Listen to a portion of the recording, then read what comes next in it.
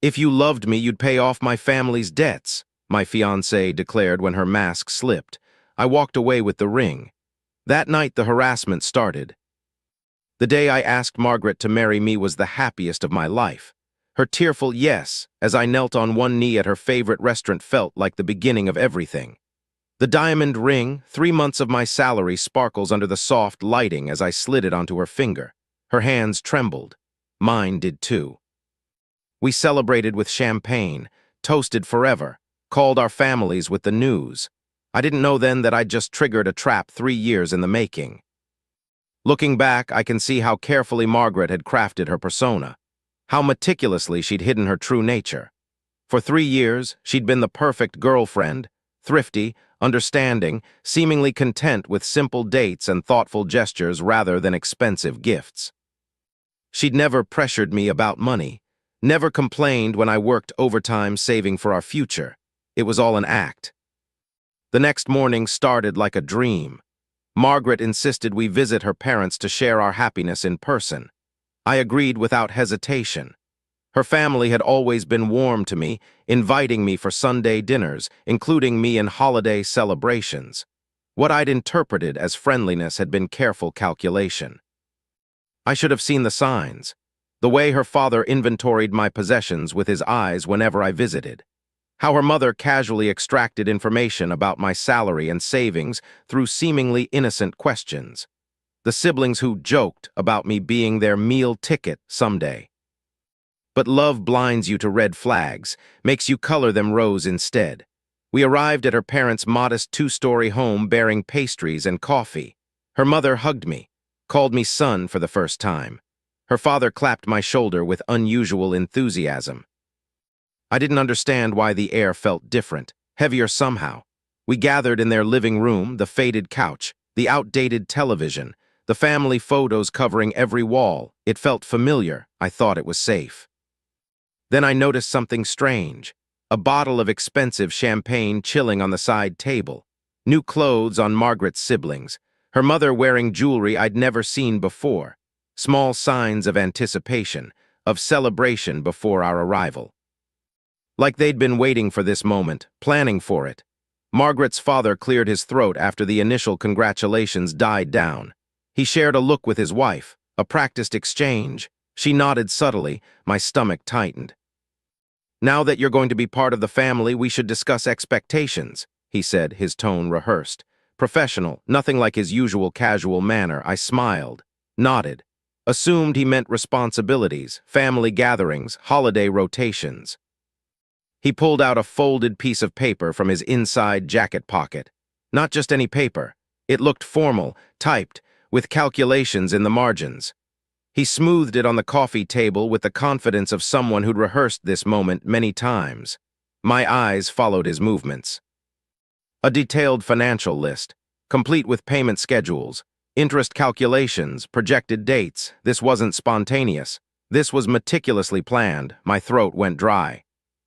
"These are our family's financial needs," he continued, as if discussing the weather. "As Margaret's husband, we expect you to help with these." The list blurred before my eyes. Mortgage payoff, personal loans, home renovations, a new car, college funds for Margaret's younger siblings, medical bills. The total at the bottom had more zeros than my annual salary. I looked at Margaret, waited for her to laugh, to say this was some strange initiation joke. She didn't. Instead, I watched her entire demeanor transform. The sweet, understanding girlfriend vanished. In her place sat a stranger. Her posture straightened. Her smile sharpened. Her eyes, those eyes I thought I knew, held something I'd never seen before. Cold calculation, absolute certainty. The mask had fallen away completely. My chest constricted. The room suddenly felt too small, too hot. "This is a joke, right?" My voice sounded distant to my own ears. Her father's rehearsed smile vanished. "Do I look like I'm joking? You make good money. You have savings, approximately $58,000 based on our calculations." He knew the exact figure. Had they been monitoring my accounts somehow? "We've struggled for years to give Margaret everything. Now it's your turn to help the family." I stood up, needed space, air, reality. "I can't afford all this. I've saved for our future, for a house, for our children someday." Margaret's mother asked, disappointment etched across her face. So selfish. After all we've done to prepare Margaret for you. Prepare her for me. The phrasing chilled me, like she'd been groomed specifically as bait. Margaret tugged my arm, pulled me back to the couch with surprising strength. Her perfectly manicured nails dug into my skin. Nothing like the practical, short nails she'd always maintained, claiming they're just more practical for my job. "Honey, we discussed this," she whispered, her voice honeyed but eyes hard. "Remember, you said you'd do anything for me." But we hadn't discussed this. Not once in our 3 years together had she mentioned this expectation. This burden. This had been her plan all along, to secure the ring before revealing the trap. "No, we didn't." The words came out stronger than I intended. Her father stood up then, towered over me, his face reddened. "You think you can marry my daughter without supporting her family? What kind of man are you?" The question hung in the air. Sharp, accusatory. What kind of man was I? One who believed marriage meant building a life together, not paying off someone else's debts. "I love Margaret. I want to support her, but I can't take on your financial responsibilities." Her younger brother snorted from the doorway. "Figured you'd be cheap, all that money and unwilling to share." "All what money? My modest savings. My entry-level corporate salary that barely covered my student loans." I looked at Margaret, searched her face for the woman I fell in love with, the one who appreciated simple dates, who talked about wanting a small wedding, who never seemed materialistic. She wouldn't meet my eyes. "Margaret, can we talk privately?" She followed me to the kitchen, her shoulders stiff, arms crossed. "Did you know about this?" She shrugged. "Of course, it's expected. When you marry someone, you marry their family." My heart pounded in my ears. Marriage means supporting each other, building our own family, not paying off your parents' mortgage. Her eyes narrowed. "So you won't help, after everything they've done for me, for us?" "They've never done anything for me." The truth slipped out before I could stop it. Her palm connected with my cheek. The sting surprised me more than hurt. "You're selfish. I thought you loved me." The words struck deeper than her hand. How had love become this transaction, this test of financial sacrifice? "I do love you, but this isn't about love. It's about using me as an ATM." Her family appeared in the doorway. Had they heard everything? Had they been listening all along? Her father's face contorted with rage. "Get out of my house if you won't help this family." Margaret's silence was my answer. She chose them, their demands, their expectations, not our love, not our future. I removed the diamond ring from her finger. It felt heavier now, weighted with broken promises. "I'm sorry, I can't marry someone who hid this from me, who expected this without discussion." The tears that filled her eyes almost broke my resolve. Almost. "You're making a mistake," she whispered. "No one will ever love you like I do." I realized then she was right, but not in the way she meant. No one else had ever seen me as a financial solution rather than a partner. I walked out of that house a different man than the one who'd entered it. Lighter in some ways, heavier in others. The harassment started that night. Phone calls from blocked numbers. Social media posts calling me a coward, a cheapskate, not a real man because I wouldn't sacrifice my financial future for people who hadn't earned it. Margaret texted continuously, alternating between anger and pleading, between threats and declarations of love.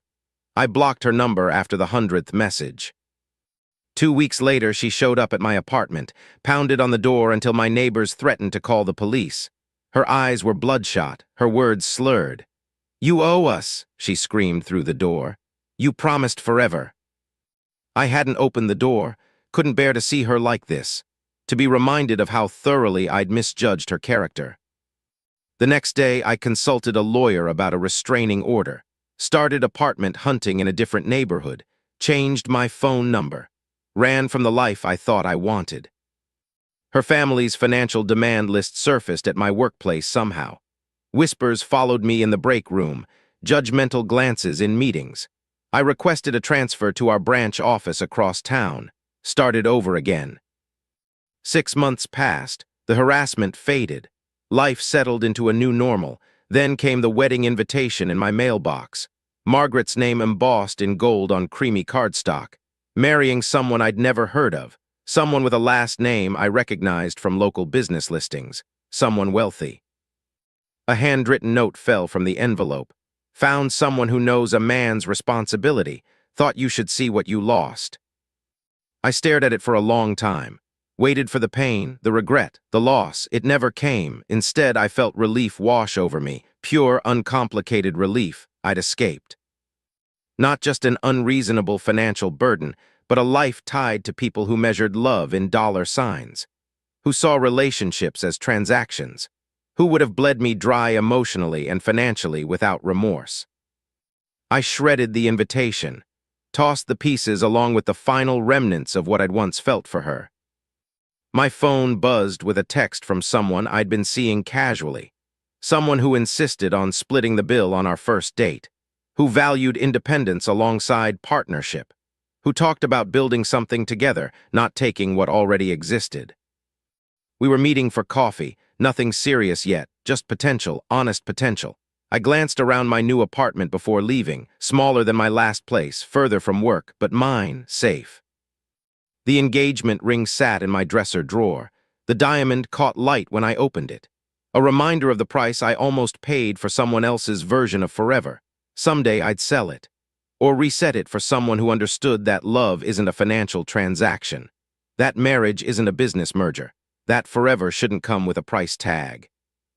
But today, I was just grateful for the bullet I'd dodged, for the red flags I'd finally seen, for the strength to walk away when staying would have been easier in the moment but devastating for a lifetime.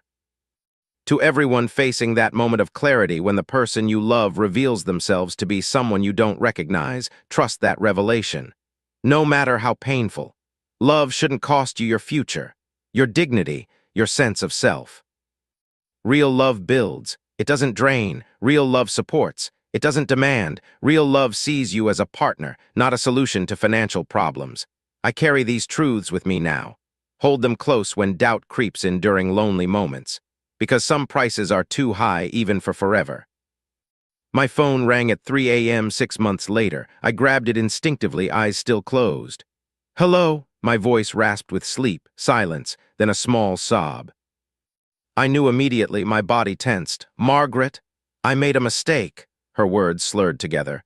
"He's not like you, he's mean when he drinks, controlling." My heart raced, not with longing, with something more complicated, pity mixed with vindication. "You need to call someone else, we're not in each other's lives anymore." "My family hates me," another sob. "The wedding's off, all that money spent for nothing." I sat up in bed, fully awake now. "I'm sorry you're hurting, but I can't be your backup plan." "You were always so good, so kind." Her voice had taken on that manipulative quality I'd somehow never noticed when we were together. "I need help, just a loan until I get back on my feet." The old me might have considered it, might have felt responsible for her happiness, but I wasn't that person anymore. "Goodbye, Margaret, I wish you well."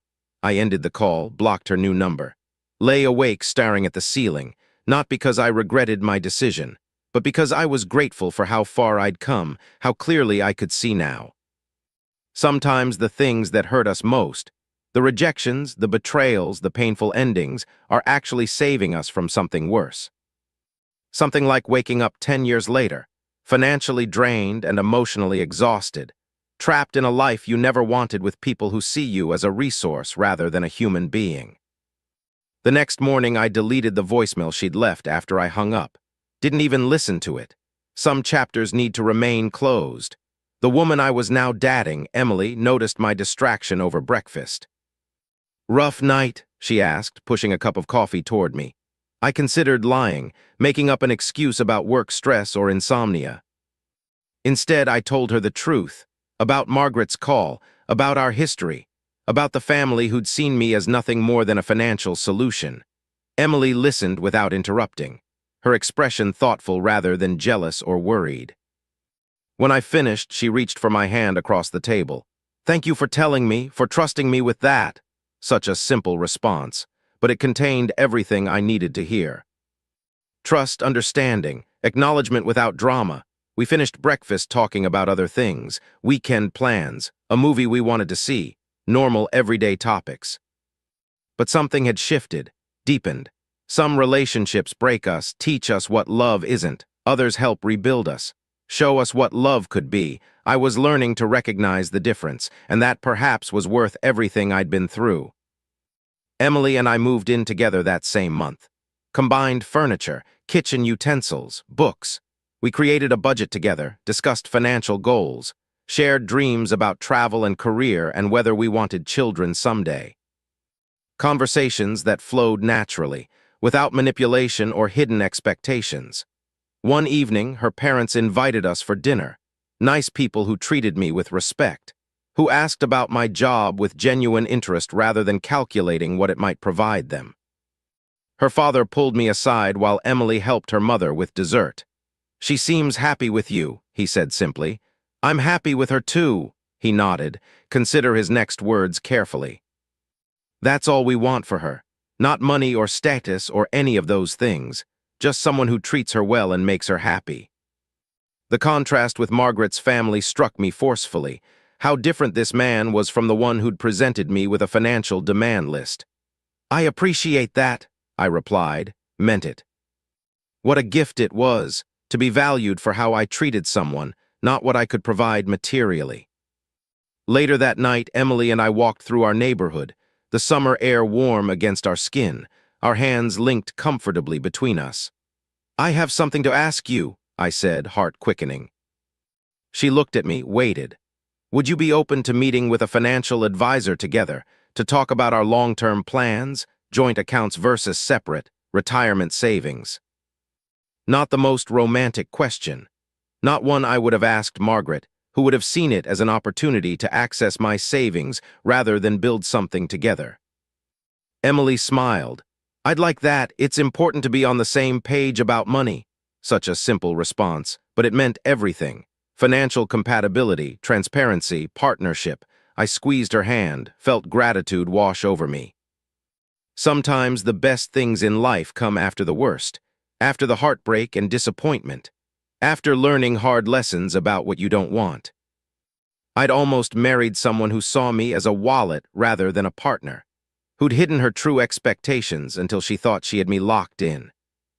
The narrow escape had taught me to value different things, to recognize authentic connection, to appreciate someone who wanted to build with me rather than take from me. One day, I might consider marriage again, might even sell that engagement ring still sitting in my drawer to buy a different one for a different woman. But this time, I'd know the right questions to ask, the red flags to watch for, the difference between love and exploitation. I'd know that real love doesn't come with a price tag, or a financial demand list, or expectations of solving someone else's problems.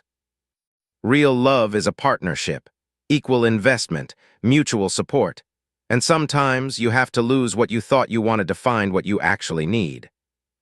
I looked at Emily walking beside me, our shadows stretched long in the evening light, at the future unfolding before us, uncertain but full of honest potential.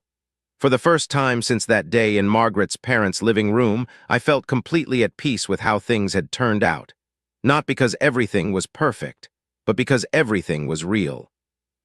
And that reality, that authenticity, was worth more than any dream built on false promises and hidden agendas.